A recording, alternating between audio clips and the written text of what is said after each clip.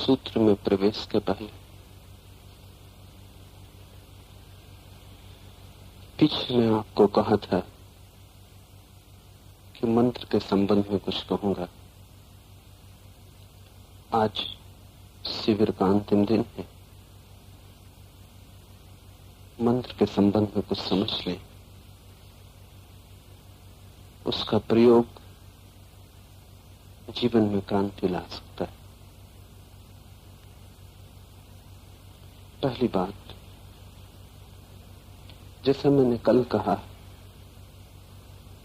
परत परत तुम्हारे व्यक्तित्व में है जैसे प्याज में होती।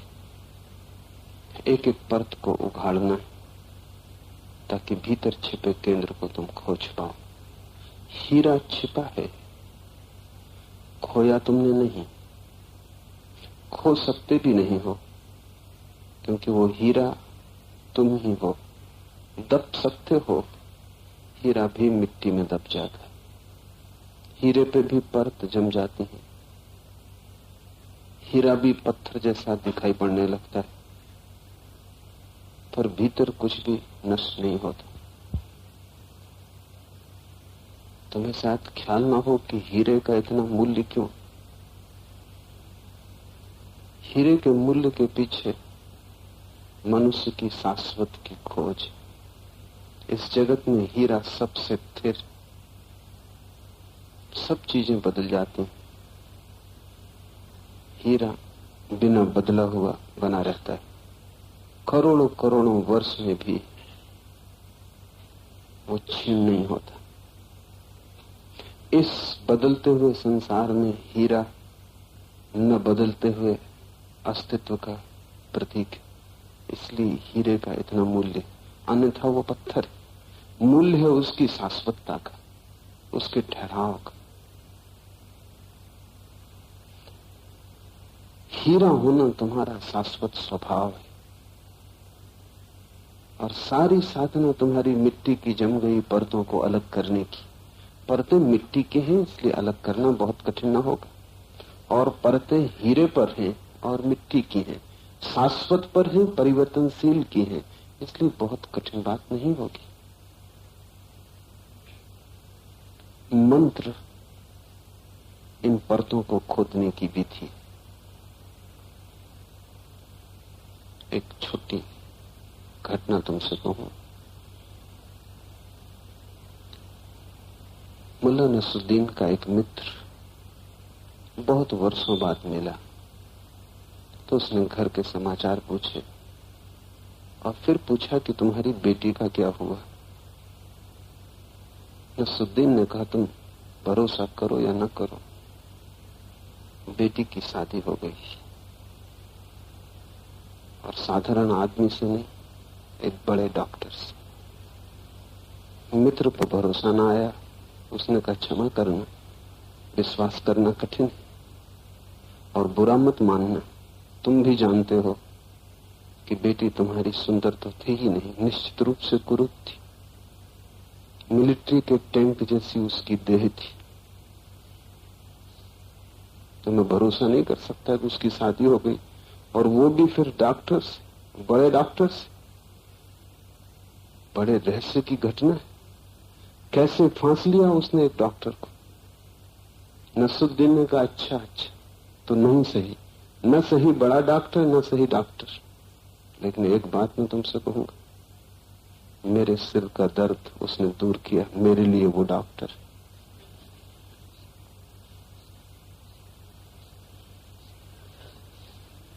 जो सिर का दर्द दूर करे वो डॉक्टर, और जो सिर को ही दूर कर दे वो मंत्र। न रहेगा बांस, न बजेगी बांसुरी। सिर जब तक है तब तक दर्द होता ही रहेगा। ऐसी भी विधि है जिससे सिर दूर हो जाए। तुम्हारी सारी तकलीफ तुम्हारा सिर, तुम्हारे विचार है, विचारों का ऊहापोह चिंतना है। अगर विचार खो जाए तो सिर खो गए, तब तुम तो रहोगे, लेकिन मन न रहेगा। मन को जो मार दे वो मंत्र। मन की जिससे मृत्यु घटित हो जाए वो मंत्र। और मन जब नहीं रह जाता तो तुम्हारे और शरीर के बीच जो सेतु है वो टूट जाता है। मन ही जोड़े हुए है तुम्हें शरीर से। अगर बीच का सेतु, बीच का संबंध टूट जाए तो शरीर अलग, तुम अलग हो जाते। और जिसने जान लिया अपने को शरीर से अलग और मन से शून्य, वो शिवत्व को उपलब्ध हो जाता है, वो परम केवली। इसलिए मंत्र को समझ लें। मंत्र की परिभाषा जिससे सिर ही खो जाए, मन न बचे। और ये जो परतें हैं शरीर की, मन की, इनको काटने की विधि, एक एक कदम बढ़ना जरूरी है और धैर्य रखना होगा, क्योंकि मंत्र बहुत धीरज का प्रयोग है। अधैर्य जिनके मन में बहुत ज्यादा है, उन्हें मंत्र से लाभ न होगा, नुकसान हो सकता है। इसे पहले समझ लें, क्योंकि वैसे ही तुम काफी परेशान हो। मंत्र और एक नई परेशानी बन जाएगी अगर अधैर्य हुआ। मैं एक स्टेशन से गुजर रहा था, खिलौनों की एक ठेले पर एक खिलौना मैंने देखा। वो चिल्ला चिल्ला के खिलौना बेचने वाला कह रहा था कि कोई बच्चा इस खिलौने को तोड़ नहीं सकता, ये अनब्रेकेबल। तो मैंने सोचा खरीद लूं, नसरुद्दीन के बच्चे के काम आएगा, क्योंकि उसकी पत्नी सदा यही रोना रोती रहती कि खिलौना घर तक नहीं आ पाता और लड़का तोड़ देता। उसे मैंने खरीद लिया। उसके दाम भी ज्यादा थे और मजबूत भी था। दिया नसरुद्दीन की पत्नी को बेटे के लिए। पति पत्नी दोनों प्रसन्न हुए कि इसको वो भी न तोड़ पाएगा, हम भी न तोड़ पाएंगे। सच में ही खिलौना मजबूत। 7 दिन बाद उनके घर गया, पूछा तो पत्नी कहने लगी बड़ी मुसीबत हो गई। मैंने पूछा क्या उसने वो खिलौना तोड़ दिया? पत्नी ने कहा नहीं, वो खिलौना तो नहीं तोड़ पाया, लेकिन उस खिलौने से उसने सारे खिलौने तोड़ डाले, घर के सब दर्पण तोड़ डाले। और अब आत्मरक्षा के लिए हमें कुछ उपाय करना पड़ेगा। वो खिलौने का अस्त्र की तरह उपयोग कर रहा। तुम वैसे ही विक्षिप्त दशा में हो। मंत्र से विक्षिप्तता टूट भी सकती है, बढ़ भी सकती है। वैसे ही तुम बोझ से भरे हो और नया मंत्र और एक बोझ ले आया।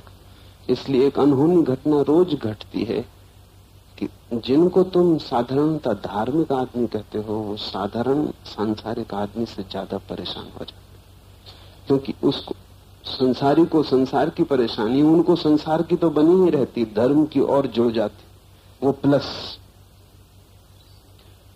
उससे कुछ घटता नहीं, बढ़ता है।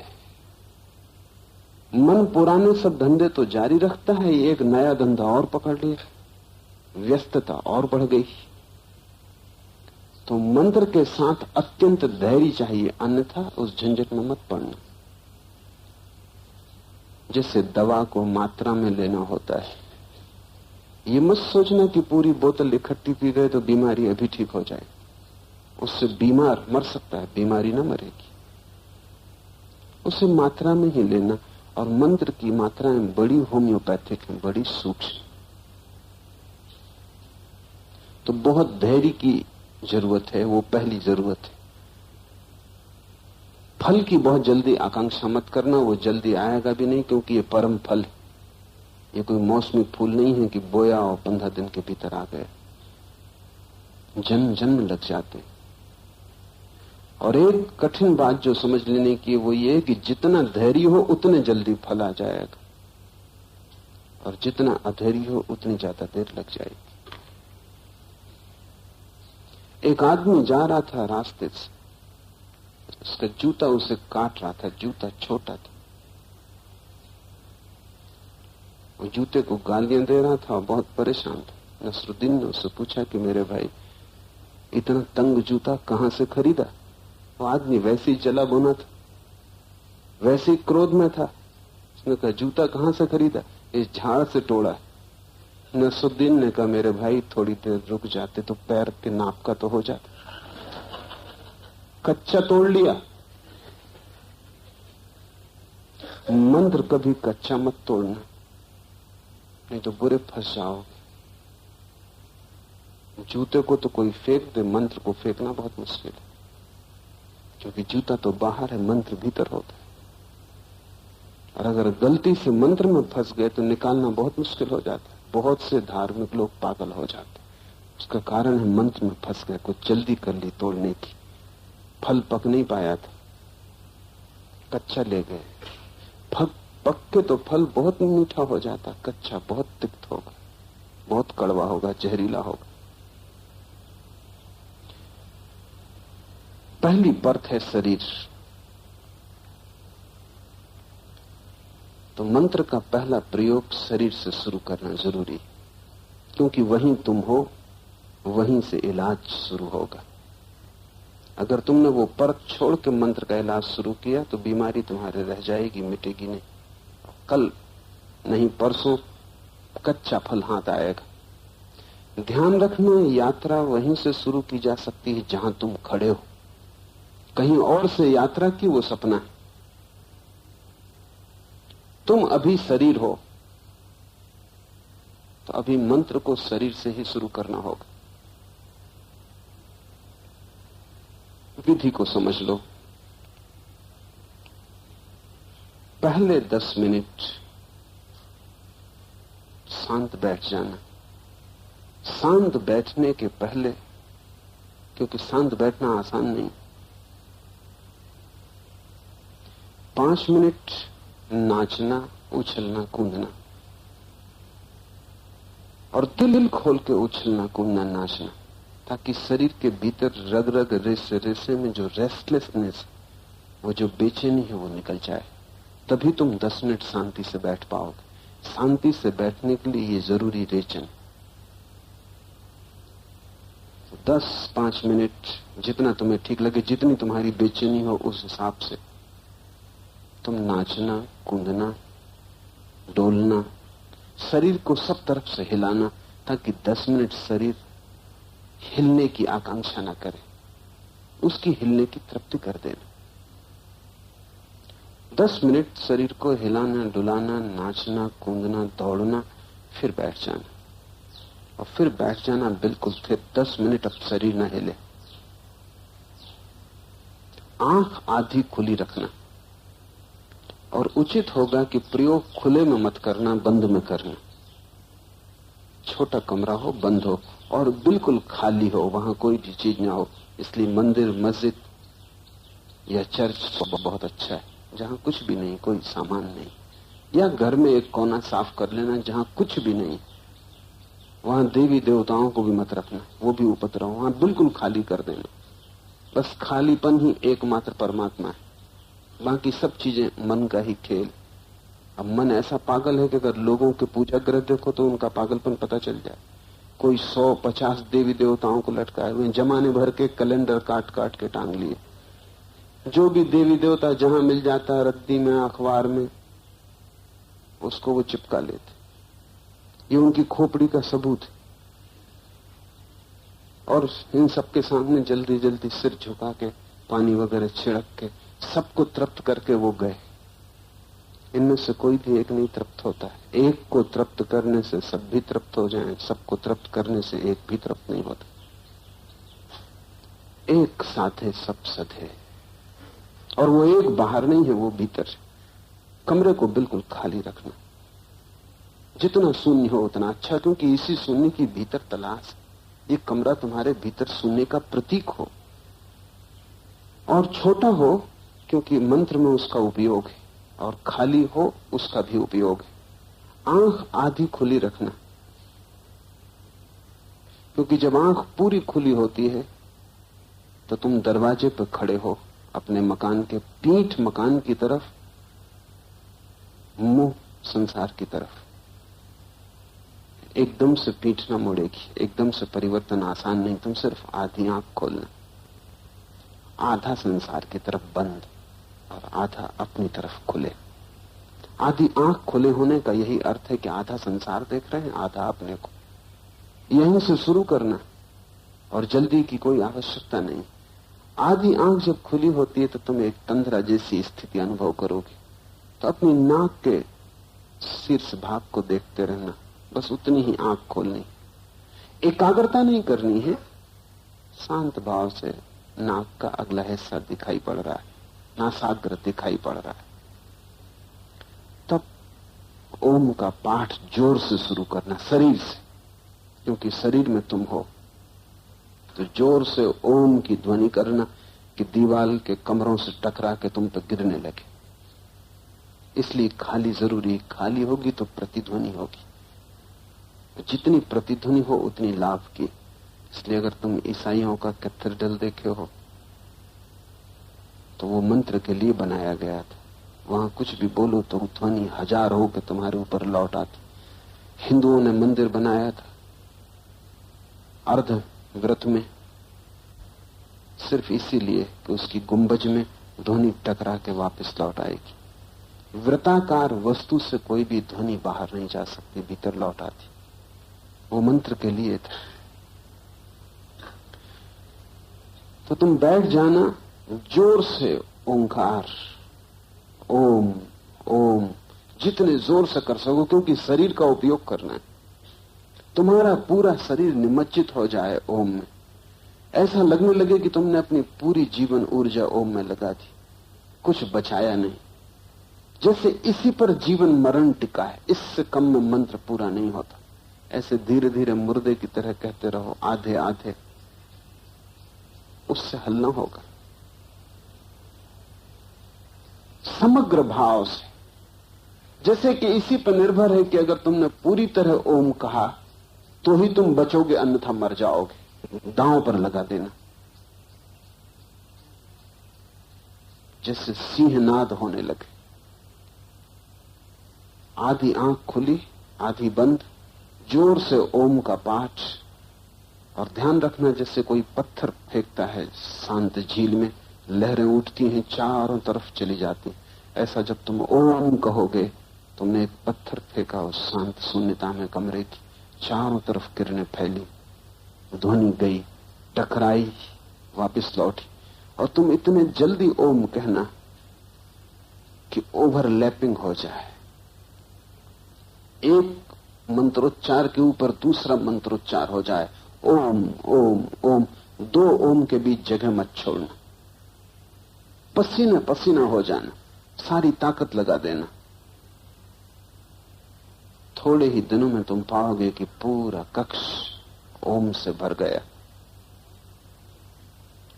तुम पाओगे कि पूरा कक्ष तुम्हें साथ दे रहा है, ध्वनि लौट रही।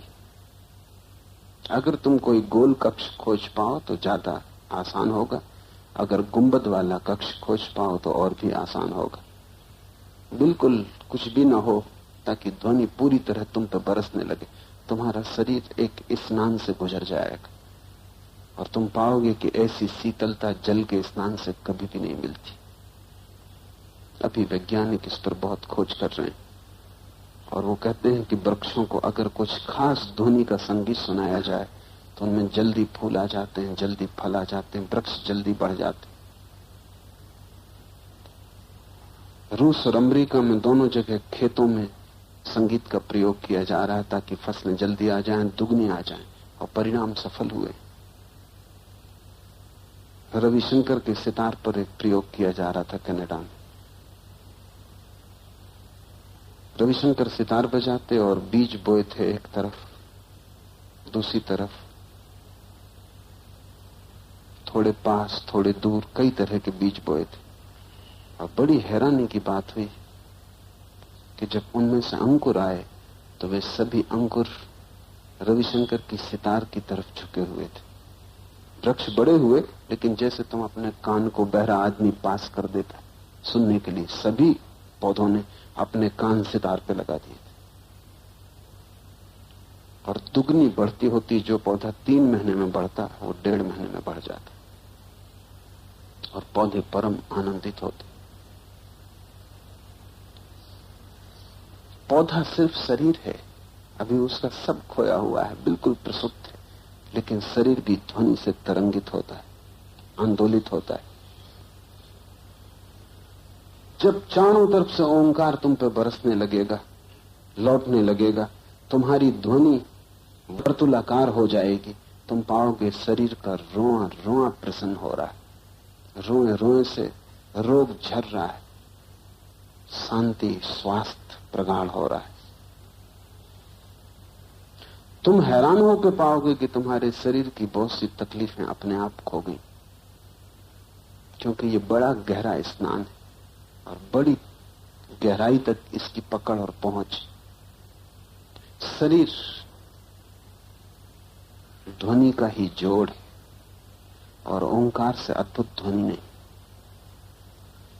ये 10 मिनट ओंकार का उच्चार जोर से शरीर के माध्यम से,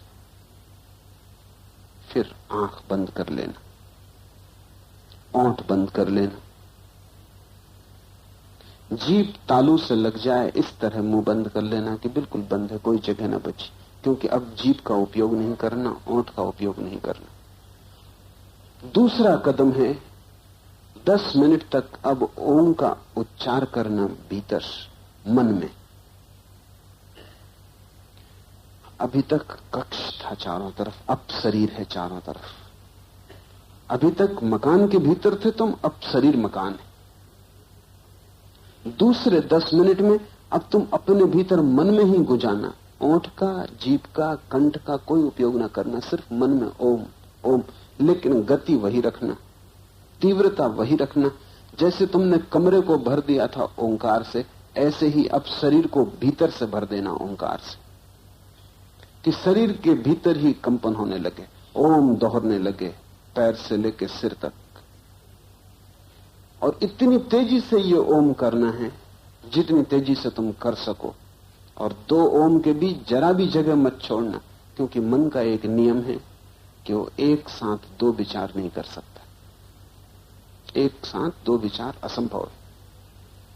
तो अगर तुमने ओम इतने जोर से गुंजाया कि 2 ओम के बीच में जरा सी भी संधि न बची तो कोई विचार ना आ सकेगा। अगर जरा सी संधि बची तो विचार आ जाएगा, उसी संधि में से जगह बना लेगा। तो संधि मत छोड़ना, संधि शून्य उच्चार। इसकी भी फिक्र न करना कि एक ओम पर दूसरा चढ़ा जा रहा है, जैसे कभी मालगाड़ी टकरा जाती, एक डब्बे के ऊपर दूसरा डब्बा हो जाता। ऐसा तुम ओम को एक दूसरे के ऊपर हो जाने देना, जगह बीच में मत छोड़ना। और ध्यान रखना शरीर का उपयोग नहीं करना इसमें। आंख इसलिए बंद कर ली, शरीर स्थिर है, मन में ही गूंज करनी। शरीर से ही टकरा कर गूंज मन पे वापस गिरेगी, जैसे कमरे से टकरा के स्वयं पर, शरीर पर गिर रही थी। उससे शरीर शुद्ध हुआ, इससे मन शुद्ध होगा। और जैसे जैसे गूंज गहन होने लगेगी तुम पाओगे कि मन विसर्जित होने लगा। एक गहन शांति जैसी तुमने कभी नहीं जानी, उसका स्वाद मिलना शुरू हो जाएगा।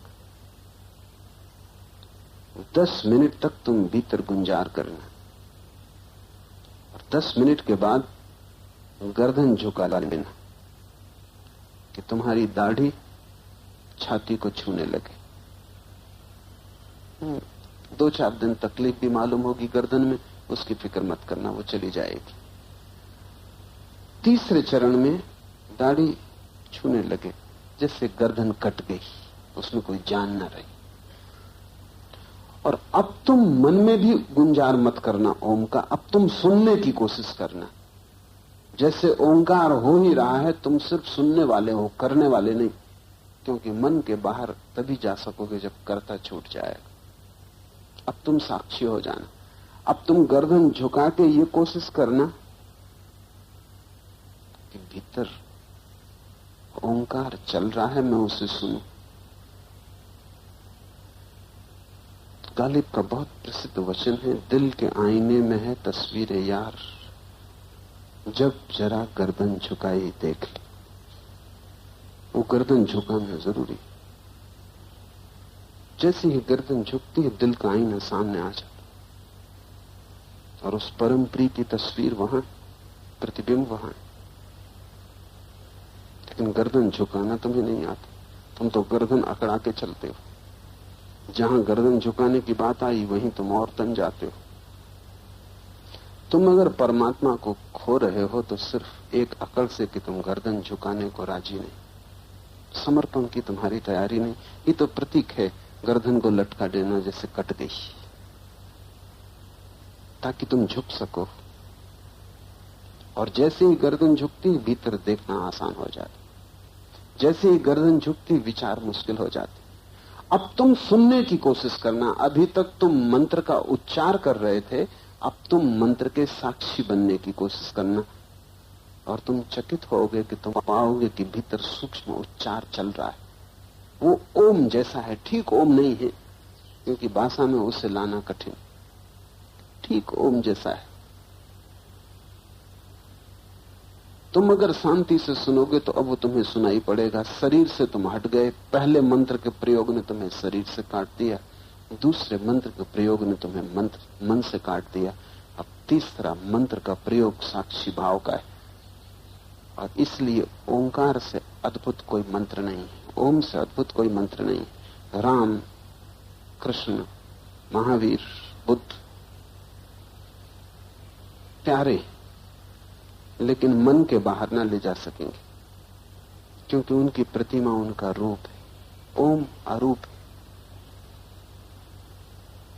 और बुद्ध, कृष्ण, जीसस, उनके साथ तुम्हारा लगाव है, भाव, प्रेम है, आसक्ति है, मोह है, वो मन के बाहर न ले जाने देगा। ओम बिल्कुल अर्थहीन, ओम बड़ा अनूठा है, इसमें कोई अर्थ नहीं, न इसका कोई रूप, न इसकी कोई प्रतिमा है, न इसकी कोई आकृति, ये वर्णमाला का हिस्सा भी नहीं। और ये निकटतम है उस ध्वनि के जो भीतर सतत चल रही है, जो तुम्हारे जीवन का स्वभाव है। जैसे कि झरने कल कल का नाद करते हैं, उन्हें करना नहीं पड़ता, उनके बहने से ही कल कल नाद होता रहता है। जैसे हवा गुजरती वृक्षों से तो एक सरसराहट की आवाज होती, वो उसे करनी नहीं पड़ती, उसके गुजरने से और वृक्षों की टकराहट से हो जाती। ऐसे ही तुम्हारा होना ही इस ढंग का है कि उसमें ओम गूंज रहा है, वो तुम्हारे होने की ध्वनि है, the sound of your being. इसलिए ओम किसी धर्म की बपौती नहीं, वो न हिंदुओं का है, न जैनों का, न बौद्धों का, न मुसलमानों का, न ईसाइयों का। ओम अकेला मंत्र है जो गैर सांप्रदायिक है, बाकी सब मंत्र सांप्रदायिक है। ये तुम चकित होगे कि जैन भी ओम का उपयोग करते हैं, बौद्ध भी ओम का उपयोग करते हैं, ईसाई भी उपयोग करते हैं, मुसलमान भी। थोड़ा फर्क है, वो ओम की जगह अमीन का उपयोग करते हैं, वो ओम का ही रूपांतरण है, वो ओम का ही भ्रष्ट रूप है। इस मुल्क से उन तक खबर पहुंचते पहुंचते ओम अमीन हो गए।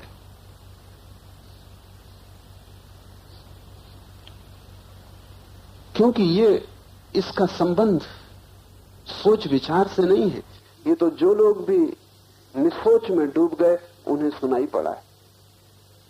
तो 2 चरण तो तुम मंत्र करोगे, तीसरे चरण में तुम मंत्र को सुनोगे, श्रावक बनोगे, साक्षी बनोगे। 2 तक करता रहोगे क्योंकि शरीर और मन कर्तृत्व का हिस्सा है, और तीसरा चरण साक्षी भाव का है। तो तीसरे चरण में तुम सिर्फ सुनना, शरीर कटा, मन कटा, तब तुम बच गए, प्याज के छिलके अलग हुए, अब सिर्फ शुद्ध अस्तित्व बचा, वही शिवत्व है। और एक बार इसका स्वाद आ जाए तो फिर तुम जल्दी जल्दी जाने लगोगे, फिर स्वाद ही खींचने लगेगा, फिर स्वाद एक मैग्नेट बन जाता है, और जिसमें हमें स्वाद आता है उस तरफ हम सहज ही चले जाते हैं। कठिनाई तो वही होती जहां हमें स्वाद नहीं आता। तुम ध्यान लगाते हो नहीं लगता क्योंकि तुम्हें स्वाद नहीं आया। अभी पहला स्वाद आ जाए उसके बाद कोई अड़चन न होगी, फिर तो मन वहां वहां अपने आप पहुंच जाता है। जरा समय मिला, आंख बंद की कि दिल के आईने में है तस्वीरें यार। जब बाजार में, दुकान में कहीं मौका मिला, जब जरा गर्दन झुकाई देख ली, वो स्वाद एक दफा आ जाए वही पहला कदम कठिन है, पहला कदम आधी मंजिल के बराबर है। एक दफा स्वाद आ जाए फिर तो मन भौरे की तरह वहीं वहीं जाता है जहां रस है। मन की सहज वृत्ति है वहीं वहीं जाने की जहां रस है। तुम्हें रस नहीं आया अभी, इसलिए तुम ठोक पीट करते हो बहुत कि मन को धक्का दो, कि ध्यान लगाओ, ईश्वर का स्मरण करो, और वो कहता चलो बाजार, क्यों समय खराब कर रहे हो, इतनी देर में कुछ कमा ही लेते, और फिर ये बाद में कर लेना, जल्दी भी क्या है, जब समय हो तब कर लेना, अभी दुकान का समय है, दफ्तर का समय। मन तुम्हें वहां ले जाता है जहां उसने रस पाया है, उसका भी कोई कसूर नहीं। एक बार तुम्हें रस आ जाए भीतर का, तुम पाओगे मुश्किल हो जाता है बाहर आना। अभी भीतर जाना मुश्किल, तब बाहर आना मुश्किल हो जाता। सारीपुत्र था बुद्ध का शिष्य, वो इस परम मंत्र की अवस्था को उपलब्ध हुआ, उसने भीतर का महामंत्र सुन लिया। जिस दिन उसने भीतर का महामंत्र सुना, बुद्ध ने कहा अब तू जा और लोगों को शिक्षा दे। उसने कहा अब मेरा जाने का कहीं मन नहीं होता। बुद्ध ने कहा इसीलिए बेचता हूं, क्योंकि पहले तू बाहर पकड़ा हुआ था, वो भी बंधन था, अब कहीं तू भीतर न पकड़ जाए, वो भी बंधन है। जैसे बाहर से भीतर आने में कठिनाई थी, अब बाहर जाने में कठिनाई। परम सिद्ध तो वही है जिसकी कठिनाई खो गई। वो बाहर भीतर ऐसे आता जैसे हवा का झोंका आता जाता, न बाहर आने में कोई अड़चन है, न भीतर जाने में कोई अड़चन। बाहर बाहर नहीं है, अब भीतर भीतर नहीं है, दोनों एक हो गए। तुम अपने घर के बाहर जैसी सरलता से आ जाते हो, जैसी सरलता से भीतर चले जाते हो, ऐसे ही ये जीवन तुम्हारा घर है, इसके बाहर और भीतर आने में कठिनाई नहीं होनी चाहिए। तो कुछ हैं जो आसक्त हैं संसार से, फिर कुछ हैं जो आसक्त हो जाते हैं आत्मा से। दोनों आसक्त हैं और दोनों बंधन में परम मोक्ष फलित नहीं हुआ।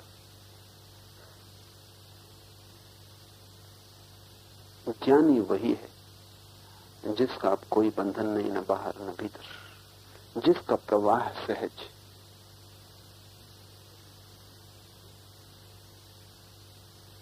मंत्र की ये प्रक्रिया, तीसरा चरण, जितनी देर तुम रह सको संभालना। पहला चरण शांत बैठना, शांत के पहले भूमिका 10 मिनट उछल कूद, शरीर के सब बेचैनी को बाहर फेंक देना, क्योंकि शरीर में बेचैनी भरी रहती है। जब मैं ये कहता हूं तो ये एक वैज्ञानिक बात आपसे कह रहा हूं। शरीर में बेचैनी भरी रहती, जैसे तुम किसी को चांटा मारना चाहते हो। जब तुम चांटा मारना चाहते हो तो तुम्हारी शरीर ऊर्जा हाथ में आ जाती, इसलिए कमजोर आदमी जब चांटा मारता है तो बहुत जोर से मारता है। तुम आशा नहीं कर सकते थे कि यह आदमी और इतने जोर का चांटा मारे। ये साधारण हाथ नहीं रहा, ऊर्जा हाथ में आ गई। लेकिन चांटा तुम नहीं मार पाते, 1000 कारण हो सकते। जिंदगी जटिल है। जिसको तुम चांटा मारने जा रहे हो उससे कुछ स्वार्थ है, वो पूरा करना जरूरी है। तुम चांटे को रोक लेते हो, ऊर्जा के वापस लौटने का कोई उपाय नहीं। ये वैज्ञानिक शोध है, अत्यंत आधुनिक, कि शरीर से बाहर तो ऊर्जा के जाने का मार्ग है, बाहर गई ऊर्जा को भीतर लाने का कोई मार्ग नहीं। तो जो ऊर्जा हाथ में आ गई, अब वो हाथ में रुकेगी अगर तुमने चांटा नहीं मारा। चांटा किसको मारा इससे फर्क नहीं पड़ता। तुम हवा में ही चांटा मार दो तो भी ऊर्जा का निष्कासन हो जाएगा, लेकिन ऊर्जा को भीतर लाने वाले स्नायु शरीर में नहीं है, वो वहीं अटकी रहेगी। और इस तरह तुमने बहुत सी ऊर्जा तुम 24 घंटे में शरीर के अलग अलग हिस्सों में अटका लेते हो। फिर तुम ध्यान को बैठे, वो सब अटकी ऊर्जा बाधा डालेगी। इसलिए तुम कहते हो पैर में दर्द हो रहा, कहीं चींटी चढ़ रही, कहीं एक कमर में कुछ मालूम होता, कहीं गर्दन में खुजलाहट आती। ये सब काल्पनिक नहीं है, ये तुम कल्पना नहीं कर रहे हो, ये हो रहा है। क्योंकि कभी तुम खाली बैठे नहीं, कुछ न कुछ में लगे रहे, ऊर्जा संलग्न थी। अब तुम खाली बैठे तो जहां जहां ऊर्जा अटकी है वहां वहां बेचैनी, रेस्टलेसनेस पैदा होगी। एक छोटे बच्चे को देखो, उसको कह दोगे बैठो शांत, तो वहां बंद करके बैठ जाएगा, लेकिन देखो कितनी मुसीबत उठा रहा है सिर्फ खाली बैठने में। हाथ को दबाएगा, पैर को दबाएगा, आंख बंद करेगा, मुंह रोकेगा, क्योंकि सब तरफ ऊर्जा का प्रवाह है। पैर भागना चाहते, हाथ फैलना चाहते हैं, आंखें देखना चाहती, कान सुनना चाहती, उनकी पुरानी आदत है, वो ऊर्जा का पुराना प्रवाह का ढंग है। इसलिए मैं सदा जोर देता हूं कि प्रत्येक ध्यान के पहले रेचन जरूरी। रेचन तुम्हें सहयोगी होगा। 10 मिनट दौड़ लो, कूद लो, उछल लो, सारी ऊर्जा जो जम गई है उसे फेंक दो, फिर बैठ जाओ। जैसे तूफान के बाद शांति आ जाती, ऐसे रेचन के बाद शरीर हल्का हो जाता है, उसकी बेचैनी खो जाती। पर वो भूमिका है, वो कोई चरण नहीं। वो मकान के बाहर की सीढ़ी, मकान के भीतर असली यात्रा तो शुरू होती 10 मिनट ओंकार की ध्वनि शरीर से, 10 मिनट ओंकार की ध्वनि मन से, 10 मिनट ओंकार की ध्वनि तुम्हें नहीं करनी, वो अस्तित्व में हो ही रही है, तुम्हें सिर्फ सुननी। इसलिए मैं कहता हूं राम कृष्ण बुद्ध उतने ठीक नहीं होंगे, दूसरे चरण तक तो ले जाएंगे, तीसरे चरण तक नहीं ले जाएंगे, क्योंकि तीसरे चरण में जो ध्वनि हो रही है वो ओम की। लेकिन कभी कभी राम से भी कोई तीसरे चरण में पहुंच जाता, वो वैसा ही जैसा कभी तुम ट्रेन में चलते हो, रेलगाड़ी आवाज करती छक छक छक छक, उसमें तुम कोई भी चीज सोचना चाहो तो सोच सकते हो। तुम अगर सोचना चाहो अल्लाह अल्लाह अल्लाह, धीरे धीरे तुमको लगने लगेगा कि वो छक छक नहीं है, अल्लाह अल्लाह अल्लाह हो रहा, या राम राम राम तो राम राम हो रहा है, लेकिन हो सिर्फ छक छक छक छक रहा है। वो ओम शुद्ध ध्वनि। अगर तुम राम को ही पकड़ के चलोगे तो तुम्हें राम भी सुनाई पड़ने लगेगा वहां, लेकिन वो आरोपण है, और आरोपण का अर्थ है मन थोड़ा जिंदा है। हम वही जानना चाहते हैं जो है, हम वही देखना चाहते हैं जो है। हम मन को उसके ऊपर थोपना नहीं चाहते, रंग नहीं देना चाहते। इसलिए मंत्र, महामंत्र तो ओंकार है, बाकी सब मंत्र छोटे छोटे दूसरे तक ले जा सकते हैं, तीसरे में बाधा डालेंगे, कोई जरूरत नहीं। तुम ओम का प्रयोग करना, और इस भांति जैसा मैंने कहा 3 महीने तुम चिंता मत करना कि क्या परिणाम आ रहे, तुम परिणाम की विचार ही मत करना, तुम सिर्फ किए जाना। तुम सोचना ही मत कुछ हो रहा है कि नहीं हो रहा, अभी तक हुआ कि नहीं। तुम 3 महीने तक सोचना ही मत। तुम एक तारीख तय कर लेना कि 3 महीने फला तारीख को लौट के सोचेंगे कुछ हुआ कि नहीं, तब तक नहीं सोचेंगे फल को। अगर तुमने इतना साहस रखा है, और ये साहस वैसा ही है जैसा छोटे बच्चे कभी कभी आम की गोई बो देते, आधा घड़ी बाद जाकर फिर निकाल के देखते हैं कि अभी तक अंकुर आया कि नहीं, फिर गड़ा आते हैं उदासी में, कभी तक कुछ नहीं हुआ, फिर घड़ी भर बाद पहुंच जाते हैं, फिर उखाड़ के देख लेते हैं, ये अंकुर कभी आएगा ही नहीं।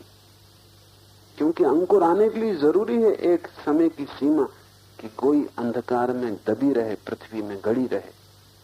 तुम्हारा ध्यान भी फल नहीं ला पाता, क्योंकि तुम बार बार गोई को उखाड़ के देखते हो, कुछ हुआ कि नहीं, वो हृदय में पहुंच ही नहीं पाता, उसके पहले तुम निकाल के देख लेते। जीसस ने कहा है तुम्हारा दायां हाथ क्या करता है तुम्हारे बाएं हाथ को पता ना चले। मंत्र को ऐसा गड़ा दो भीतर, उसको उघाड़ उघाड़ के मत देखो, वो बीज है।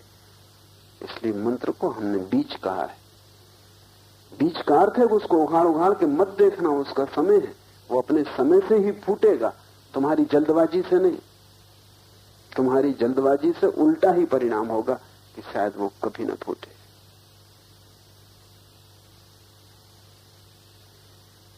इस महामंत्र को इस समाधि शिविर से अपने साथ ले जाएं और प्रयोग करें।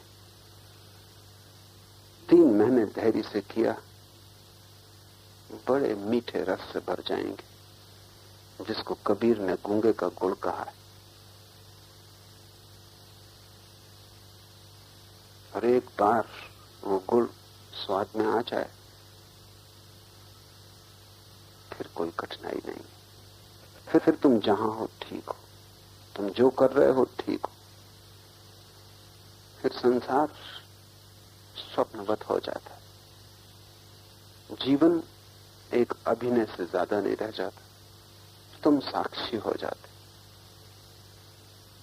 तुम्हारा साक्षित्व ही शिवत्व है। अब हम सूत्रों को लें। सुख दुख वाह्य वृत्तियां हैं, ऐसा सतत जानता है। वह जो शिवत्व को उपलब्ध हुआ, ऐसा सतत जानता है कि सुख दुख वाह्य वृत्तियां हैं। सुख भी बाहर घटता है, दुख भी बाहर घटता है, दोनों में से कोई भी तुम्हारे भीतर नहीं पहुंचता, लेकिन तुम दोनों से परेशान हो जाते। सुख को भी तुम पकड़ लेते हो और तादात्म्य कर लेते हो और समझते हो मैं सुखी हूं। बस तुमने दुख पैदा किया, अब देर नहीं, यहीं से दुख शुरू हो गया। जैसे तुमने कहा मैं सुखी हूं, तुमने दुख के बीज बो दिए। अब ज्यादा देर न लगेगी, जल्दी ही दुख आ जाएगा, क्योंकि दुख का अर्थ है वृत्तियों के साथ एक हो जाना। फिर जब दुख आएगा तब तुम दुख के साथ एक हो जाओगे। तुम्हारी तकलीफ यह है कि जो भी सामने आता है तुम उसी के साथ एक हो जाते। जो भी दिखाई पड़ता है उसमें तुम देखने वाले नहीं रह जाते, भोक्ता हो जाते। दुख आया तो रोते हो, छाती पीटते हो, सुख आया तो नाचने कूदने लगते हो। सुख भी बाहर से आता है, दुख भी बाहर से आता है, और तुम्हारे भीतर जाने का कोई उपाय नहीं, लेकिन तुम ही अपने हाथ से सुख दुख के साथ जुड़ के सुख दुख भोग लेते हो। जैसे ही कोई व्यक्ति मन के पार गया, उसे फिर दिखाई पड़ेगा कि सब मंदिर के बाहर ही हो रहा है, भीतर कुछ आता नहीं। सुख दुख वाह्य वृत्तियां हैं, ऐसा सतत जानता है। सतत शब्द महत्वपूर्ण, ऐसा कभी कभी तो तुम भी जानते हो, और अक्सर जब दूसरे को समझाना हो तब तो तुम पक्का ही जानते हो। तुम जितने बुद्धिमान दूसरों के लिए हो, काश उतने ही अपने लिए होते। जितनी समझ सलाह में तुम लगाते हो, उतनी समझ काश तुमने अपनी जीवन यात्रा में लगाई होती।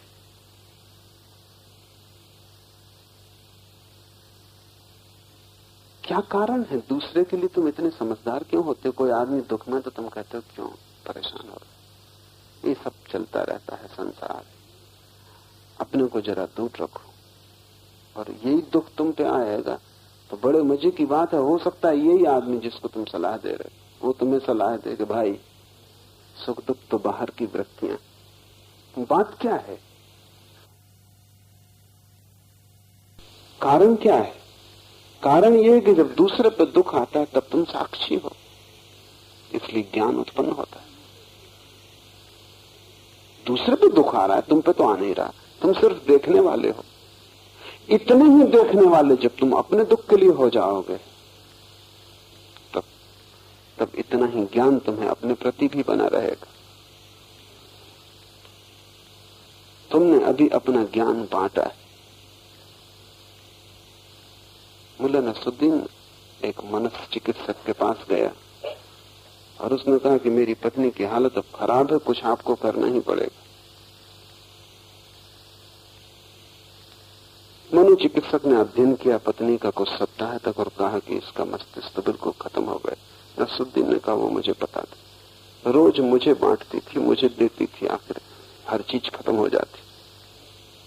रोज थोड़ा थोड़ा करके अपनी बुद्धि मुझे देती रही, खत्म हो गई। तुम दूसरों को तो बुद्धि बांट रहे हो, लेकिन उसी बुद्धि का प्रयोग तुम अपने तय नहीं कर पाते। अब जब दोबारा तुम्हारे जीवन में सुख आए तो तुम ऐसे देखना जैसे किसी और के जीवन में आया। तुम जरा दूर खड़े होकर देखने की कोशिश करना, जरा फासला चाहिए, थोड़ा सा भी फासला, काफी फासला हो जाता है। बिल्कुल सट के मत खड़े हो जाओ अपने से, तुम अपने पड़ोसी हो, इतने सट के मत खड़े हो जाओ। नसरुद्दीन से मैंने पूछा कि जो रास्ते के किनारे पर होटल है, इस होटल का मालिक कहता है कि तुम्हारा बहुत सगा संबंधी है, बहुत निकट का। नसरुद्दीन ने कहा गलत कहता, नाता है लेकिन बहुत दूर का। बड़ा फासला है। मैंने पूछा क्या नाता है? तो नसरुद्दीन ने कहा कि हम एक ही बाप के 12 बेटे हैं, वो पहला है, मैं 12वां हूं।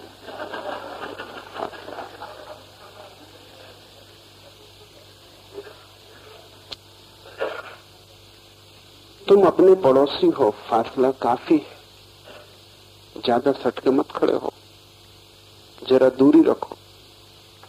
दूरी के बिना परिप्रेक्ष्य खो जाता है, पर्सपेक्टिव खो जाता है। कोई भी चीज देखनी हो तो थोड़ा सा फासला चाहिए। तुम अगर बिल्कुल फूल के पर आंखें रख दो तो क्या खाक दिखाई पड़ेगा? कि तुम दर्पण में बिल्कुल सिर लगा दो तो कुछ भी दिखाई ना पड़ेगा। थोड़ी दूरी चाहिए। अपने से थोड़ी दूरी ही सारी साधना है। जैसे जैसे दूरी बढ़ती है तुम हैरान होकर देखोगे कि तुम व्यर्थ ही परेशान थे। जो घटनाएं तुम पर कभी घटी ही न थी, तुमसे बाहर घट रही थी। सिर्फ करीब खड़े होने के कारण प्रतिबिंब तुम में पड़ता था, छाया तुम पर पड़ती थी, धुन तुम तक आ जाती थी। उसी प्रतिध्वनि को तुम अपनी समझ लेते थे और परेशान होते थे। एक मकान में आग लगी थी और मकान का मालिक स्वभाव था छाती पीट कर रो रहा था, लेकिन एक आदमी ने कहा तुम नाक परेशान हो रहे हो, क्योंकि मुझे पता है तुम्हारे लड़के ने कल ये मकान बेच दिया। उसने कहा क्या कहा? ये लड़का गांव के बाहर गया था, रौनक हो गया। मकान में अब भी आग लगी, वो बढ़ गई बल्कि पहले से, लपटें उठ रही, सब जल रहा, लेकिन अब ये आदमी इस मकान से फासले पर हो गया। अब ये मकान मालिक नहीं।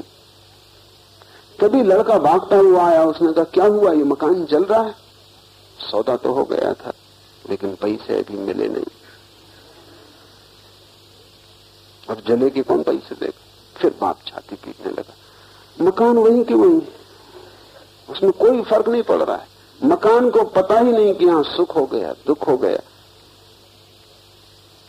और फिर फर्क हो सकता है अगर वो आदमी आके कह दे कि कोई बात नहीं, मैं वचन का आदमी हूं, जल गया जल गया, खरीद लिया, पैसे दूंगा। फिर बात बदल गई, सब बाहर हो रहा है और तुम इतने करीब सट के खड़े हो जाते हो, उससे कठिनाई होती। थोड़ा फासला बनाओ। जब सुख आए तो थोड़े दूर खड़े होकर देखना, जब दुख आए तब भी दूर खड़े होकर देखना, और सुख से शुरू करना। ध्यान रहे, दुख से शुरू मत करना। हम में से अक्सर लोग जब दुख होता है तब दूर होने की कोशिश करते हैं, तब सफल न हो पाओगे, वो जरा कठिन मार्ग है। जब सुख होता है तब दूर होने की कोशिश करना, क्योंकि दुख से तो सभी दूर होना चाहते हैं, वो बिल्कुल सामान्य मन की वृत्ति है। सुख से कोई दूर नहीं होना चाहता। इसलिए दुख से दूर होने की तुम कोशिश मत करना, क्योंकि वो तो तुम सदा से कर रहे हो, उससे कुछ फल नहीं हुआ। उल्टे चलना होगा। जैसी तुमने यात्रा की है उससे तो तुम भटकते ही चले गए हो और वापस लौटना होगा, प्रतिक्रमण करना होगा। इसको महावीर प्रतिक्रमण कहते हैं, पतंजलि ने प्रत्याहार कहा। वापस लौटना होगा, returning back to the source. थोड़े कदम वापस लौटाओ। सुख जब आए तब जरा दूर खड़े होकर देखो, मत धड़कने दो हृदय को जोर से, मत नाचो। इतना ही जानो कि आया है, ये भी चला जाएगा, रुकने वाला नहीं, कुछ रुकता नहीं। लहर है हवा की, आई और गई, तुम जान भी ना पाए कि चली गई। बस दूर खड़े होकर साक्षी भाव से देखते रहो, क्या होगा। डर क्या है? सुख को हम देखते क्यों नहीं साक्षी भाव से? साक्षी भाव से न देखने के पीछे कारण, क्योंकि साक्षी भाव से देखा कि सुख सुख न रह जाएगा। वो सुख था ही जितने तुम करीब थे, जितने तुम भूले थे उतना ही सुख था, जितनी याद की उतना ही कुछ न रह जाएगा। इसलिए कोई आदमी सुख का साक्षी नहीं होना चाहता, पर वहीं से यात्रा है। सुख आए साक्षी भाव से देखना, देखते देखते ही तुम पाओगे सुख खो गया, तुम रह गए। और अगर तुम सुख में सफल हो गए फिर तुम दुख में सफल हो जाओगे। कुंजी तुम्हारे हाथ में। फिर दुख आए तुम दूर से खड़े होकर देखना, और दूर खड़े हो सकते हो, क्योंकि शरीर और तुम दूर हो। इससे बड़ी दूरी किन्हीं दो चीजों के बीच नहीं हो सकती। चेतना और पदार्थ की दूरी से बड़ी दूरी और क्या हो सकती है? चांद तारे भी इतने दूर नहीं है एक दूसरे से जितना तुम अपने शरीर से दूर हो।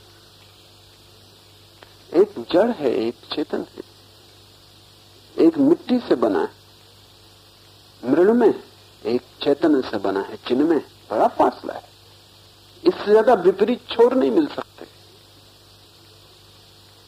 सुख से शुरू करो, दुख तक ले जाओ, और एक ही बात स्मरण रखो कि तुम बाहर हो।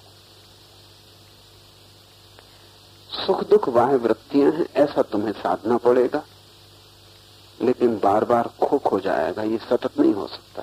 सतत तो तभी होगा जब तुम आत्मा में स्थिर हो जाओगे, जब मंत्र सफल हो जाएगा, मन कट जाएगा। लेकिन तब तक जितनी देर बने साधना, जितनी देर अभ्यास कर सको करना, उससे रास्ता साफ होगा। उससे भला बीज न बोए जाएं, लेकिन जमीन साफ होगी। बीज बोने के वक्त कम से कम तैयार जमीन तुम पाओगे। ये बार बार खो जाएगा, ये सतत नहीं रह सकता। जरी तुम होश गंवाओगे कि फिर सुख पकड़ लेगा, दुख पकड़ लेगा। सुख दुख वाह वृत्तियां हैं। शिवत्व को उपलब्ध योगी ऐसा सतत जानता है। सतत का अर्थ है एक भी क्षण को व्यवधान नहीं पड़ता। सतत तो वही चीज हो सकती है जो तुम्हारा स्वभाव हो। जो तुम्हारा स्वभाव नहीं, वो सतत नहीं हो सकता।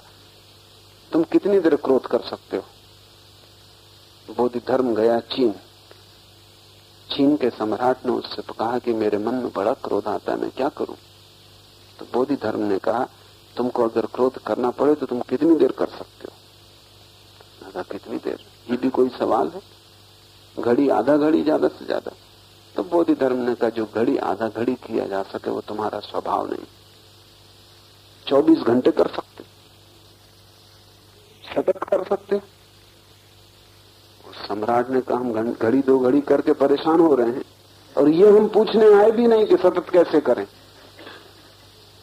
बोधि धर्म ने कहा, ये मैं इसलिए कह रहा हूं कि जो तुम सतत कर सको वही स्वभाव है। इसमें परेशान क्यों हो रहे हो? क्या है जो तुम सतत कर सकते हो? इसे थोड़ा सोचना। तुम सुखी भी सतत नहीं रह सकते हो। ये तुम्हें बहुत कठिन मालूम पड़ेगा समझ में आना, लेकिन मैं तुमसे कहता हूं तुम सुखी सतत नहीं रह सकते हो। थोड़ी देर सोचो, कितनी देर सुखी रह पाते हो? कुछ भी हो जाए, थोड़ी देर में सुख होने लगता है, तुम दुखी होने लगते हो। अगर कुछ भी ना हो तो तुम सुख से ही ऊब जाओगे। महल हो, अच्छा भोजन हो, पत्नी हो, सब हो, कोई दुख दुविधा ना हो, कोई अड़चन ना हो, क्या करोगे? कितनी देर सुखी रहोगे? घड़ी दो घड़ी में तुम ऊब जाओगे, स्वाद बदलना चाहोगे। अक्सर ऐसा होता है, सुंदरतम पत्नी वाला व्यक्ति भी साधारण नौकरानी के प्रेम में पड़ जाता। दूसरों को हैरानी होती क्योंकि दूसरे साक्षी कि ये क्या हो रहा है। ऐसी सुंदर स्त्री जो कि खोजनी मुश्किल है, उसको छोड़ के एक बदशक्ल नौकरानी, क्या हो गया इस आदमी को? स्वाद बदल रहा है, ऊब गया। सौंदर्य भी उबा देता है। एक सुंदर स्त्री को भी कब तक देखते रहोगे? थोड़ी देर में सिर पीटने लगो। अच्छे से अच्छा गीत भी कितनी बार सुनोगे? सिर घूमने लगेगा, कहोगे कि अब बंद करो। अगर फिर भी गीत बजता ही जाए तो नारकीय हो जाए। मन किसी चीज को सतत सह ही नहीं सकता, सुख को भी नहीं सह सकता। इसलिए जब भी सुख होता है तत्क्षण मन दुख पैदा करता है, उससे स्वाद बदलता है। फिर तुम तैयार हो जाते हो सुख झेलने के लिए। तुम शांत भी नहीं बैठ सकते थोड़ी देर, मन जल्दी अशांति पैदा कर लेगा, तो शांति भी उबाने लगती। बर्टन रसल ने लिखा है कि मैं मोक्ष जाना पसंद न करूंगा, क्योंकि मैंने सुना है कि मोक्ष में सिद्ध शिला पे लोग बैठे हुए हैं अनंत काल से, कुछ करने को भी नहीं है वहां, क्योंकि करने का मतलब संसार। महावीर स्वामी क्या करते होंगे? बैठे सिद्ध शिला पे, कितने दिन से बैठे, और कब तक बैठना, अब इसका कोई अंत भी नहीं और काम भी नहीं, अखबार भी नहीं छपते वहां के, सुबह से बैठ के पढ़ो, कोई खबर ही वहां नहीं घटती, क्योंकि खबरें तो गलत जगह घटती, नरक में बहुत घटती, यहां से भी ज्यादा घटती। वहां दिन में कम से कम 10-12 एडिशन अखबार के निकालना पड़ते हो, क्योंकि वहां घटते ही रहता है, मारपीट काट चलती रहती। स्वर्ग में कुछ घट ही नहीं रहा, सब अपनी अपनी सिलसिला पे बैठे। बर्टन रसल ने लिखा है, इससे मन ऐसा घबराता है कि इससे तो नरक बेहतर। मन ठीक कह रहा है, लेकिन बर्टन रसल को पता नहीं कि मन जब तक हो तब तक कोई मोक्ष नहीं जाता। मन तो यहीं छूट जाता है जो बदलाहट मांगता है। मोक्ष तो वही जाता है जिसका मन न रहा, मोक्ष तो वही जाता है जो सतत है। तुम्हारे भीतर सतत तुम क्या झेल सकोगे? न तो सुख तुम सतत झेल सकते हो, क्योंकि उससे भी उत्तेजना होती, न तुम दुख सतत झेल सकते हो, क्योंकि उससे भी उत्तेजना होती। तुम सिर्फ शांत हो सकते हो सतत, क्योंकि वो उत्तेजना की अवस्था नहीं। वो दोनों के ठीक मध्य में और दोनों के पार है।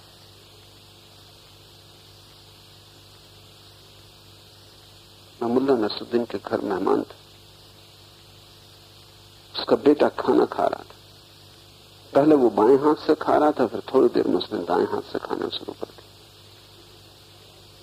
मैं थोड़ा चौंका, फिर मैंने देखा कि उसने फिर बाएं हाथ से शुरू कर दिया। नसरुद्दीन ने कहा, 1000 बार तुझसे कहा लड़के, दाएं हाथ से खाना खा, बाएं हाथ से मत खा। लड़के ने कहा, क्या फर्क पड़ता है, मुंह बिल्कुल दोनों के बीच में, इधर से खाओ इधर से खाओ, यात्रा बराबर करनी पड़ती, मुंह बिल्कुल मध्य में। सुख और दुख के मध्य में खोजना किसी बिंदु को, वही सतत हो सकता है। ठीक मध्य में संतुलन है, सम्यक्त्व है। वहां न ये अति है न वो अति है। जैसे तराजू होता, वो जो मध्य में कांटा है बीच में थिर, वही तुम हो सकते हो। इस पे वजन पड़ा, थोड़ी देर में थक जाओगे, दूसरी तरफ वजन डालना पड़ोगे। लोग मरघट ले जाते हैं, अर्थी को रख के कंधे पे, रास्ते में कंधा बदलते, एक कंधा दुखने लगता है दूसरे पे रख लेते, कुछ वजन कम नहीं होता, लेकिन कंधा बदलने से राहत मिलती। फिर थोड़ी देर में ये कंधा दुखने लगता है, दूसरे पे रख लेते। सुख दुख तुम्हारे कंधे हैं।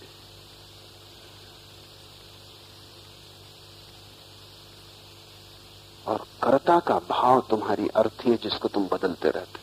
कभी सुख के साथ जुड़ जाते हो, कभी दुख के साथ जुड़ जाते। साक्षी बनो, मध्य में ठहर जाओ, तब तुम सतत रह पाओगे। बुद्धत्व सतत रह सकता है, क्योंकि वो शांत अवस्था है। वहां आनंद तो है, लेकिन वह आनंद सूरज की प्रगाढ़ किरणों की भांति नहीं, चांद की शांत किरणों की भांति है। वहां आनंद तो है, लेकिन जलती हुई अग्नि की भांति नहीं, शांत आलोक की भांति। उसमें कोई तनाव नहीं, उसमें कोई बेचैनी नहीं। तुमने ख्याल किया कि सुखी आदमी अक्सर हार्ट फेल से मर जाते। कभी बहुत सुख आ जाए, लॉटरी एकदम से मिल जाए, न मिले तो मुसीबत, मिल जाए तो मुसीबत। एकदम से लॉटरी मिल जाए कि तुम गए। मैंने सुना है एक आदमी को लॉटरी मिल गई 10 लाख रुपए की। पत्नी को खबर मिली, पत्नी बहुत घबराई, क्योंकि वो अपने पति को जानती कि 10 पैसे मिल जाए तो हार्ट फेल हो जाए। 10 लाख रुपए। पति बाहर थे, वो भागी, पड़ोस में गई, एक मंदिर के पुजारी को उसने पकड़ा, क्योंकि वो उसको ज्ञानी समझती थी। उसने कहा, भैया कुछ मेरी सहायता कर, पति घर आए उसके पहले कुछ जमाओ। 10 लाख रुपए की लॉटरी मिल गई। उसने कहा, मत घबरा, ढंग से हम समझा लेंगे, मात्रा मात्रा में काम करना पड़ेगा। आने दे पति को, मैं आता हूं। पुजारी जाके बैठ गया। पति आया तो पुजारी ने सोचा कि 10 लाख बहुत ज्यादा हो जाएगा, 1 लाख से शुरू करें, धीरे धीरे चोट करने से ठीक रहेगा। तो उसने कहा, सुनो, 1 लाख रुपए लॉटरी में मिल गया। और आदमी बोला, सच? अगर 1 लाख मिला, 50,000 तुम्हारे मंदिर को दान। वो पुजारी वहीं हार्ट फेल हो गया। उसने कभी सोचा नहीं था 50,000।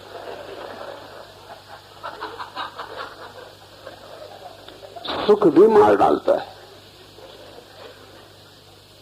दुख तो मारता ही है, सुख भी मार डालता है, क्योंकि दोनों में एक उत्तेजना है, और जहां उत्तेजना है वहां चीजें टूट जाती। सतत तो वही रह सकता है जो तुम्हारा अनुत्तेजित स्वभाव है, जिसे साधना ना पड़े वही सतत रह सकता है। जो सदा बिना साधे तुम्हारे भीतर है वही सतत रह सकता है, जिसे तुम छोड़ भी नहीं सकते वही सतत रह सकता है। इसलिए सारे धर्म की खोज स्वभाव की खोज, स्वभाव की खोज धर्म है, क्योंकि वो शाश्वत है, उससे तुम कभी ना उबोगे, क्योंकि वो तुम ही हो, उससे अलग होने का उपाय ही नहीं, उसके पार खड़े होकर देखने का उपाय नहीं। जिससे भी तुम दूर खड़े होकर देख सकते हो उससे तुम उब जाओगे, वो तुम्हारा स्वभाव नहीं। मंत्र जब मन को मार डालेगा, मंत्र के द्वारा मन जब आत्महत्या कर लेगा, तब तुम्हारे भीतर उस सतत झरने का प्रवाह शुरू होगा। और जैसे ही ये सतत झरना पैदा होता है और सुख दुख वाह वृत्तियों से विमुक्त, वह केवली हो जाता है। तब वो अकेला है और वो अपने अकेले धुन में मस्त है। अब उसे कुछ भी ना चाहिए, अब सब चाह मर गई, क्योंकि सुख भी बाहर है, दुख भी बाहर है। अब न तो वो सुख की चाह करता, न दुख से बचने की चाह करता। जो बाहर है उससे उसने संबंध ही छूट गया। अब तो वो अपने भीतर स्थिर है और भीतर सतत आनंदित है, इसलिए चाह का कोई सवाल नहीं। अब वो सतत अपनी चेतना में रमता है, उसका सच्चिदानंद अब निरंतर चलता रहता है। वो उसकी श्वास श्वास में होने के कण कण में व्याप्त है और उनसे विमुक्त वह केवली हो जाता है। उस केवल अवस्था में आरूढ़ योगी का अभिलाषा शून्यता के कारण जन्म मरण का पूर्ण क्षय हो जाता है। फिर न कोई जन्म है, न फिर कोई मरण। जन्म और मरण सुख की खोज की यात्रा में। हम चाहते हैं सुख, सुख मिल सकता है केवल शरीर से, तो शरीर ग्रहण करना पड़ता है। जैसा सुख हम चाहते हैं वैसा शरीर हम ग्रहण कर लेते हैं। फिर सुख की आकांक्षा मरते क्षण भी बनी रहती है। मरते जाते हैं लेकिन सुख की आकांक्षा बनी रहती। वही आकांक्षा बीज बन जाती है नए जन्म का। जब एक वृक्ष मरने लगता है तो क्या करता है? मरने के पहले वृक्ष अपनी सारी जीवन ऊर्जा को इकट्ठा करके बीज में संग्रहित कर देता है। बीज उस वृक्ष की आकांक्षा है कि मैं फिर भी रहूंगा। और बीज बड़ी अद्भुत घटना है, क्योंकि वृक्ष इतना बड़ा है लेकिन अपने सार संचय को वो निचोड़ के बीज में रख देता है और उस बीज को यात्रा पे भेज देता है। ये वृक्ष तो मर जाएगा, ये देह तो गिरेगी, लेकिन नई देह का उसने इंतजाम कर लिया। और इसलिए तुम देखो, एक वृक्ष एक बीज से पैदा होता है, लेकिन मरते वक्त, मरने के पहले एक वृक्ष करोड़ों बीज छोड़ जाता है। क्योंकि क्या भरोसा एक बीज न पहुंच पाए ठीक भूमि तक, पत्थर पे गिर जाए, पानी न मिले, जानवर खा जाएं, कोई रौंद डाले, तो इतना खतरा वृक्ष मोल नहीं ले सकता। एक के साथ तो खतरा रहेगा, बचे न बचे, इसलिए करोड़ बीज पैदा करता और हजार उपायों से बीज को ऐसी जगह भेजता है जहां उसको ठीक भूमि मिल जाए। तुम देखो, सेमर का फूल देखा, सेमर के वृक्ष की एक खूबी है कि उसके नीचे कोई पौधा पैदा नहीं हो सकता, इसलिए सेमर अपने बीज में रुई लगा देता ताकि कोई बीज नीचे ना गिर पाए, क्योंकि नीचे गिरा तो मर जाएगा। तुम ये मत समझना कि रुई तुम्हारे गद्दे तकियों में भरने के लिए सेमर लगाता है। रुई लगाता है सेमर अपने बीज को पंख देने के लिए, ताकि हवा के झोंकों में वो दूर चला जाए। एक बात पक्की कर लेता है कि नीचे ना गिर पाए, बस कहीं भी गिरे यहां ना गिर पाए, क्योंकि नीचे सेमर के कोई वृक्ष पैदा ना होगा। सेमर सारे पानी को चूस लेता है, बड़े वृक्ष के नीचे पैदा होना मुश्किल भी है। इसलिए सभी वृक्ष अपनी अपनी तरकीबें खोजते हैं। तुम इनको इतना आसान मत समझना, वे सब काफी कुशल और चालाक है। तुम इनको सीधा साधा मत समझना। संसार में कोई सीधा साधा हो ही नहीं सकता। सीधा साधा हुआ कि मोक्ष।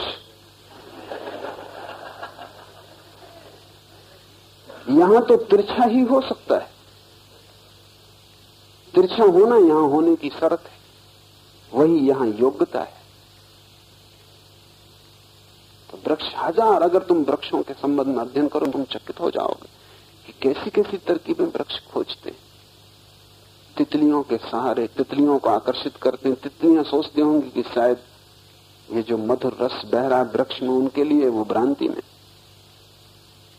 उनको केवल रुष्वत दी जा रही है। वृक्ष उनके पैरों में पंखों में अपने बीज को लगा के भेज रहा है। हजार तरकीबें वृक्ष करेगा बचने की, और जब वृक्ष इतनी तरकीबें करता तुम कितनी ना करते हो। तुम्हारी चालाकी का तो कोई अंत नहीं। एक मनुष्य, एक पुरुष अगर उसके पूरे वीर्य कणों का उपयोग करे तो ये पूरी पृथ्वी पर जितनी जनसंख्या है एक पुरुष पैदा कर सकता। एक साधारण पुरुष अपने जीवन में, साधारण, न ब्रह्मचारी न व्यभिचारी, दोनों के मध्य में जो साधारण, वो कम से कम 4000 बार संभोग करता है। एक संभोग में कोई 10 करोड़ जीवाणु, 10 करोड़ बीज एक संभोग में स्खलित होते। अगर उसके सभी बीज सफल हो जाएं, जो कि किसी दिन हो सकता है, अब तक तो नहीं हो सकता था क्योंकि स्त्री की सीमा है, क्षमता है, उसको 9 महीने लगेंगे एक बीज पके, तो एक स्त्री बहुत से बहुत 12, 15, बहुत से बहुत 24 बच्चे पैदा कर सकते। इसलिए सीमा है, इसलिए सम्राट हजारों रानियां रख लेते थे ताकि वो सीमा तोड़ दी जाए।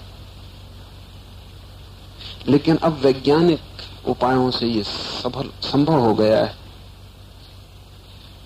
कि हम एक ही व्यक्ति के वीर्य कणों को सारी स्त्रियों को दुनिया में दे दें, इंजेक्ट कर दें।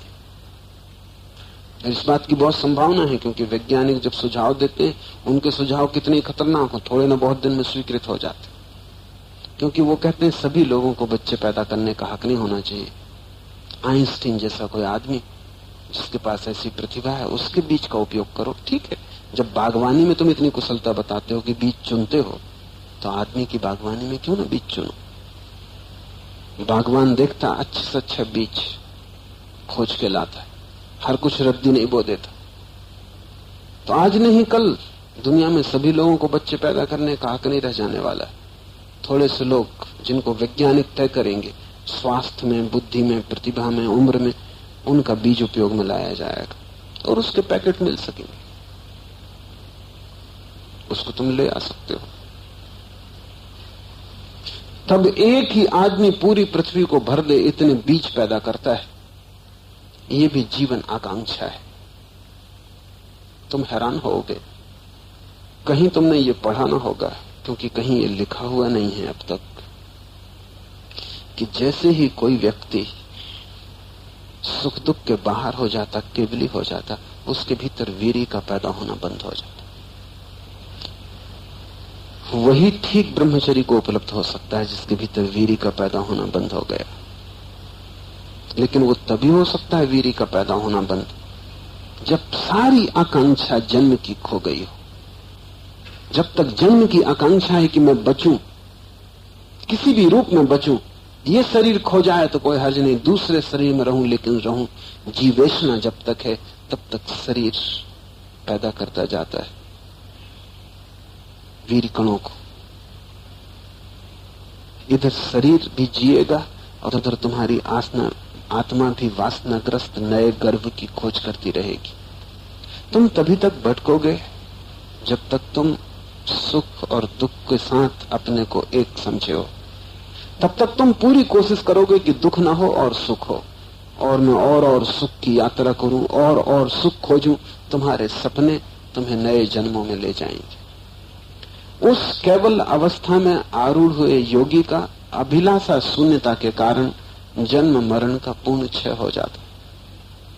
वो जन्मता नहीं, और जो जन्मता नहीं उसके मरण का कोई कारण नहीं। जन्मोगे तो मरोगे। जन्म का ही दूसरा पहलू मरण है। वो जन्म के ही सिक्के पे एक तरफ जन्म और दूसरी तरफ मृत्यु है। इधर तुम जन्मे, उधर तुम मरोगे। लेकिन जिसे मृत्यु से मुक्त होना है उसे जन्म से मुक्त होना पड़ेगा। मृत्यु से तो सभी मुक्त होना चाहते, लेकिन जन्म से कोई मुक्त नहीं होना चाहता। यही हमारी कठिनाई है। दुख से सभी मुक्त होना चाहते हैं, सुख से कोई मुक्त नहीं होना चाहता। जिस दिन तुम सुख से मुक्त होना चाहते हो उस दिन तुम्हारे जीवन में क्रांति घटी, उस दिन तुम धार्मिक हुए। मुल्ला नसरुद्दीन पहली दफा समुद्र की यात्रा पर गया। पहली दफा जहाज में सवार हुआ, बड़ा बीमार हो गया, उल्टी, वमन, चक्कर। और एक दिन सुबह इतना घबरा गया, तूफान भयंकर था और जहाज करवटें ले रहा था और वो लौट रहा था। उसने अपनी पत्नी को कहा कि सुन, सारी संपत्ति तेरे नाम से लिख छोड़ी है और मेरी वसीयत बैंक में रखी है। सब हिसाब किताब वहां है और मुझे दूसरे किनारे पर दफना देना, चाहे मैं मरूं या ना, क्योंकि जिंदा या मुर्दा ये यात्रा दोबारा नहीं कर सकता। जिंदा या मुर्दा ये यात्रा अब दोबारा नहीं कर सकता हूं। तू मुझे वहीं दफना आना और बाकी सब बैंक में वो तू संभाल ले। जिस दिन तुम्हें जिंदगी ऐसी बेहूदी दिखाई पड़ने लगेगी, पूरी यात्रा इतनी व्यर्थ दिखाई पड़ने लगेगी कि जिंदा या मुर्दा तुम कोई भी हालत में इस यात्रा पर वापस ना आना चाहोगे। जिस दिन तुम्हें ये जिंदगी मृत्यु से बदतर दिखाई पड़ने लगेगी, और ये है, उसी दिन तुम्हारे जीवन में क्रांति होगी। अभी तुम धर्म में भी उत्सुक होते हो तो वो भी सुख की ही खोज के लिए, इसलिए तुम्हें धर्म कभी मिल नहीं पाता। धर्म में तुम्हारी उत्सुकता वास्तविक तभी होगी जब तुम इस जीवन की यात्रा पर किसी भी स्थिति में जाने को राजी नहीं हो।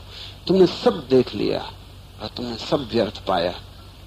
तुमने सुख देख लिए और पाया कि वे भी पीड़ा से भर जाते हैं, और तुमने दुख देख लिए और पाया कि वे भी पीड़ा से भर जाते हैं। दुख तो दुख है ही, यहां सुख भी दुख है। यहां जो मीठा लगता है वो भी जहर है। यहां जहर तो है ही, अमृत की जो घोषणा है वो भी जहर की ही, जहर को ही छिपाने की तरकीब। जिस दिन तुम्हें सब व्यर्थ हो गया, सब बाहर है और सब सारहीन है, उसी दिन तुम्हारे जीवन में धर्म का जन्म होगा। ध्यान रहे, अपने मन में साफ साफ खोजना कि तुम धर्म में उत्सुक सुख के लिए हो, तो तुम उत्सुक ही नहीं हो। धर्म में उत्सुकता तो सच्ची तभी है जब तुम शांति के लिए, सुख के लिए नहीं, शांति के लिए उत्सुक हो।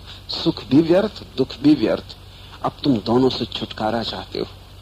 उस केवल अवस्था में आरूढ़ हुए योगी का अभिलाषा शून्यता के कारण अब उसकी कोई वासना नहीं। अब वो किसी यात्रा पर नहीं जाना चाहता।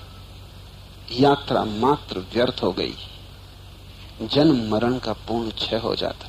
ऐसा भूत कंचुकी विमुक्त पुरुष परम शिव रूप हो जाता है। वही ब्रह्म है, वही परमात्मा है। ऐसा भूत कंचुकी, ये शब्द बड़ा प्यारा है। भूत कंचुकी का अर्थ है पांचों तत्व जिनसे शरीर बना है उसके लिए वस्त्र जैसे हो गए, भूत कंचुक हो गए। जिसके लिए शरीर मन, क्योंकि दोनों ही पंचभूतों से बने। ये स्थूल पंचभूतों से जो बना है वो शरीर, और जो इस सूक्ष्म पंच तन मात्राओं से बना है वो मन। ये दोनों एक के ही सूक्ष्म और स्थूल रूप है। ये दोनों ही जब वस्त्रों जैसे हो गए और उसने अपने को पहचान लिया जो इन वस्त्रों के भीतर छिपा है, जिसने प्याज को पूरा खोल लिया, भीतर के शिवत्व को, शून्यत्व को जान लिया, ऐसा भूत कंचुकी विमुक्त पुरुष स्वयं परमात्मा हो जाता है। हम इस देश में किसी एक परमात्मा में भरोसा नहीं करते कि कोई एक परमात्मा आकाश में बैठा है, वो सबको चला रहा है। नहीं, हम इस देश में सभी जीवन यात्राओं का अंत परमात्मा में होता है, ऐसा भरोसा करते हैं। यहां सभी खिलते खिलते परमात्मा रूप हो जाते। परमात्मा कोई स्थिति नहीं, सभी का भविष्य। इस बात को थोड़ा गहराई में समझ लो। दुनिया में दूसरे धर्म हैं जो भारत के बाहर पैदा हुए, ईसाईयत, यहूदी, इस्लाम, वो 3 बड़े धर्म भारत के बाहर पैदा हुए। 3 बड़े धर्म भारत में पैदा हुए, हिंदू, बौद्ध, जैन। इन दोनों के बीच एक बुनियादी फर्क है, और वो बुनियादी फर्क है कि यहूदी, ईसाई और इस्लाम परमात्मा को पीछे देखते हैं आदि कारण की तरह, उसने जगत को बनाया। हम परमात्मा को आगे देखते हैं अंतिम फल की तरह। इससे बड़ा फर्क पड़ता है। परमात्मा भविष्य, अतीत नहीं। परमात्मा बीज नहीं है, फूल है। इसलिए हमने बुद्धों को फूल पर बिठाया है। कमल का फूल, सहस्त्र दल जिसके खिल गए। अगर परमात्मा पीछे है, दुनिया को उसने बनाया तो वो एक है, तब दुनिया एक तरह की तानाशाही होगी। और इस दुनिया में मोक्ष घटित नहीं हो सकता, क्योंकि स्वतंत्रता कैसी जब तुम बनाए गए हो। बनाए हुए की कोई स्वतंत्रता होती है? जिस दिन बनाने वाला मिटाना चाहेगा मिटा देगा। जब वो बना सका तो मिटाने में क्या बाधा पड़ेगी? तब तुम खेल खिलौने हो, कठपुतलियां हो, तब तुम्हारी आत्मा और स्वतंत्रता का कोई अर्थ नहीं। इसलिए हम परमात्मा को सृष्टा की तरह नहीं देखते, हम परमात्मा को अंतिम निष्पत्ति की तरह देखते। वो तुम्हारा अंतिम विकास है। तो परमात्मा विकास का प्रथम चरण नहीं, अंतिम शिखर है। वो गौरी शंकर है, वो कैलाश है, वो आखिरी शिखर है जहां सभी चेतनाएं अंततः पहुंच जाएंगी। जिस तरफ सभी की यात्रा चल रही है, देर अबेर सभी को वहां पहुंच जाना है। तुम रोज रोज हो रहे परमात्मा हो। तो परमात्मा कोई एक घटना नहीं है जो घट गई, परमात्मा एक प्रवाह है जो प्रतिपल घट रहा है। परमात्मा प्रतिक्षण हो रहा है, वो तुम्हारे भीतर बढ़ रहा है। तुम परमात्मा के गर्भ हो। इसलिए ये शिव सूत्र पूरा होता है इस अंतिम बात पर। यही सारे शास्त्र पूरे होते हैं। तुमसे शुरू होते हैं, परमात्मा पर पूरे होते। तुम जैसे अभी हो वो पहला चरण, तुम जैसे अंततः हो जाओगे वो अंतिम चरण। बीज की तरह तुम, वो तुम्हारा भटकाव, वृक्ष की तरह तुम जब खिल जाओगे अपनी समग्रता में, वो तुम्हारी निष्पत्ति, वो तुम्हारा फुलफिलमेंट, वो तुम्हारा आप्त काम सब पूरा हो गया।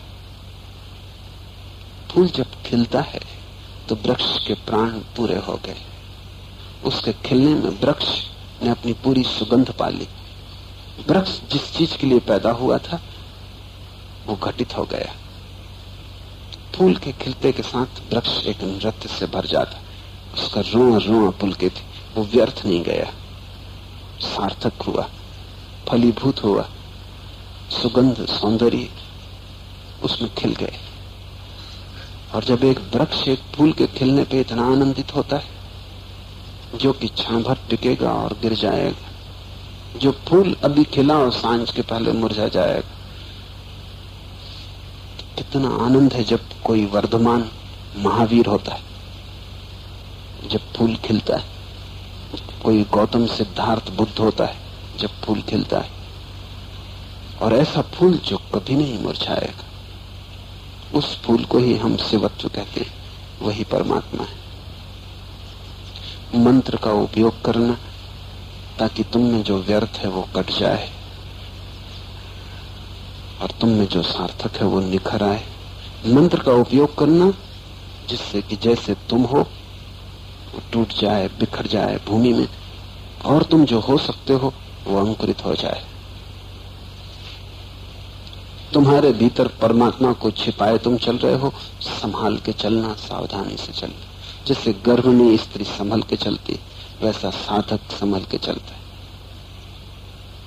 क्योंकि तुम्हारा ही जीवन का सवाल नहीं, तुम्हारे भीतर सारे अस्तित्व ने दांव लगाया है। सारा अस्तित्व तुम्हारे भीतर खिलने को आतुर है। उत्तरदायित्व तो बहुत बड़ा है। बहुत सावधानी से संभल के होशपूर्वक एक एक कदम रखना, क्योंकि तुमसे परमात्मा का जन्म होना है।